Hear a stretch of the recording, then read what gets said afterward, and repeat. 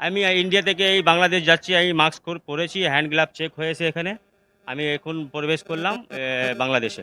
ভারত থেকে আগত প্রত্যেকটা যাত্রীকে বেনাপোল চেকপোস্টে থার্মাল স্ক্যানার দিয়ে তাদের স্ক্যানিং করা হচ্ছে এবং সেই সাথে তাদের জ্বর, ঠান্ডা, কাশি, শ্বাসকষ্ট, বুকে ব্যথা আছে কিনা জিজ্ঞাসা করা হচ্ছে। যদি এখনো পর্যন্ত কোনো রোগী পাওয়া যায়নি, তবে প্রত্যেকটা রোগীকে করোনার যে প্রাদুর্ভাব সেইকে এ করার জন্য তাদেরকে সচেতন করা হচ্ছে এবং মাস্ক বাধ্যতামূলক পরানো হচ্ছে।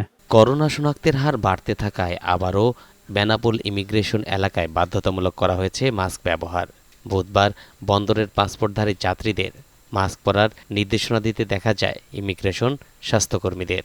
তবে মাস্ক ব্যবহার বা সামাজিক দূরত্ব মেনে চলার অনীহা রয়েছে পাসপোর্টধারী যাত্রীদের মধ্যে। ভারত থেকে আগত প্রত্যেকটা যাত্রীকেই আমরা স্ক্যানিং এর আওতায় নিয়ে আসতেছি। এদেরকে করোনা, ওমিক্রন, এক্সিবিট যে লক্ষণগুলো আছে এই লক্ষণগুলো তাদেরকে জিজ্ঞাসা করা হচ্ছে এবং প্রত্যেকটা স্বাস্থ্যবিধি মেনে চলার জন্য প্রত্যেকটা যাত্রীকে উপদেশ দেওয়া হচ্ছে।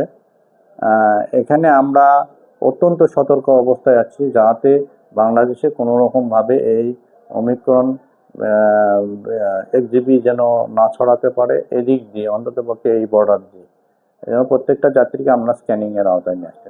বেনাপোল বন্দর বাংলাদেশের সর্ববৃহৎ স্থল বন্দর। হঠাৎ করে ভারতে করোনার প্রকোপ বৃদ্ধি পাওয়ায় উপজেলার স্বাস্থ্য কমপ্লেক্স শাসার পক্ষ থেকে এবং স্বাস্থ্য অধিদপ্তরের নির্দেশনা অনুযায়ী আমরা বেনাপোল বন্দরে ভারত থেকে আগত প্রত্যেকটি যাত্রীকেই হ্যান্ড থার্মাল স্ক্যানারের মাধ্যমে তাপমাত্রা পরিমাপ করছি এবং এর পাশাপাশি কোনো ধরনের সিমটম, জ্বর, কাশি বা অন্য কিছু থাকলে সেগুলো সম্পর্কে জিজ্ঞাসাবাদ করা হচ্ছে। আমরা কোনো ধরনের সিমটম পেলে সেসব যাত্রীকে আমরা টেস্টের আওতায় নিয়ে আসছি এবং এই সার্ভিসটি প্রায় 24 ঘন্টাই চলছে। আর এর পাশাপাশি আমরা ঊর্ধ্বতন কর্তৃপক্ষের সাথে সার্বক্ষণিকভাবে যোগাযোগ করছি এ ব্যাপারে যে কোনো ধরনের কোনো কিছু কেস থাকলে আমরা ঊর্ধ্বতন কর্তৃপক্ষের পরামর্শক্রমে পরবর্তী ব্যবস্থা নিব।